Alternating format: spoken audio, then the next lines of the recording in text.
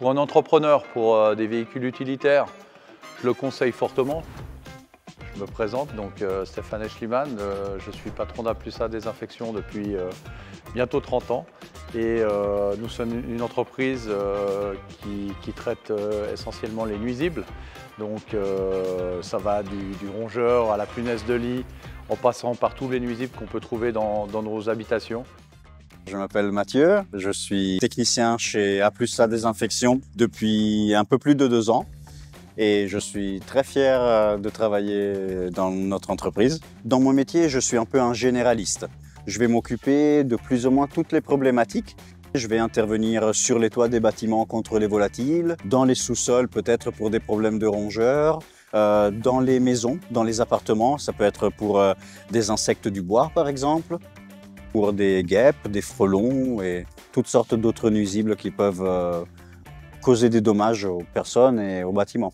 Ici, nous sommes dans nos locaux à la Praille. C'est là qu'on a déménagé il n'y a pas très longtemps pour avoir tout au même endroit, donc les locaux techniques et les bureaux administratifs. Alors ce qu'on fait beaucoup, nous, pour la protection de l'environnement, ce qu'on essaye de mettre en place, hormis les véhicules électriques, on y reviendra tout à l'heure, on essaye de traiter avec le moins de produits chimiques possible. Donc ce qu'on va faire, on va faire des traitements par la chaleur ou par le froid aussi, puisqu'on a des grands congélateurs où on va traiter les affaires des gens, les affaires qui sont contaminées par les punaises de lit, les mites de vêtements, par différentes choses. Et on essaye vraiment de minimiser l'impact environnemental. Alors le premier véhicule électrique, on l'a eu il y a 8-9 ans à peu près. J'avais acheté une petite Smart pour essayer un petit peu, voir ce que ça donnait d'avoir un véhicule électrique. Et les avantages, c'était qu'on n'avait pas d'impact, on minimisait notre impact sur l'environnement, on ne pollue pas. Les inconvénients, c'est qu'avoir une station de charge, c'est très important et c'était ce qui était compliqué il y a 8 ans.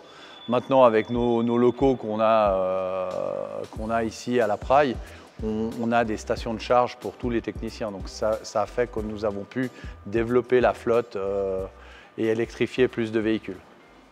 En ville et qu'on fait 100 km par jour, ça va. C'est pas un problème, on arrive largement à faire notre journée sans souci, on arrive à rentrer au dépôt. Maintenant, quand je dois me rendre plus loin, dans un autre canton, que je dois affronter un itinéraire de 200 km, eh ben peut-être que je ne vais pas pouvoir y aller avec mon véhicule. Dans une utilisation globale urbaine, ça va très bien. Au départ, nous, on avait des véhicules où les techniciens rentraient chez eux avec ces véhicules-là, et ça aurait pu poser un problème. Mais comme on a décidé parce qu'on a beaucoup de places de parking ici, on a décidé un jour de laisser tous les véhicules ici dans nos locaux. Donc là, on s'est dit, bon là, on va pouvoir électrifier, mettre des charges, mettre des bornes de recharge, parce que si les techniciens rentrent avec leur véhicule chez eux, ils ne vont pas vouloir se brancher chez eux. C'est leur propre consommation électrique qui va être impactée. Là, c'est la consommation de l'entreprise.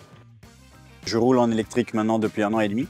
Et j'apprécie beaucoup, surtout pour nous qui travaillons beaucoup en ville, c'est très pratique. Il y a des petits pros et des contres, mais en tout cas, moi je l'ai très bien vécu et je suis très fier de rouler à l'électrique aujourd'hui. L'absence de son vis-à-vis des autres usagers, notamment les plus vulnérables, piétons, cyclistes, utilisateurs de trottinettes. Je cherche beaucoup plus le contact visuel avec les autres utilisateurs, contact des yeux, savoir qui sont là.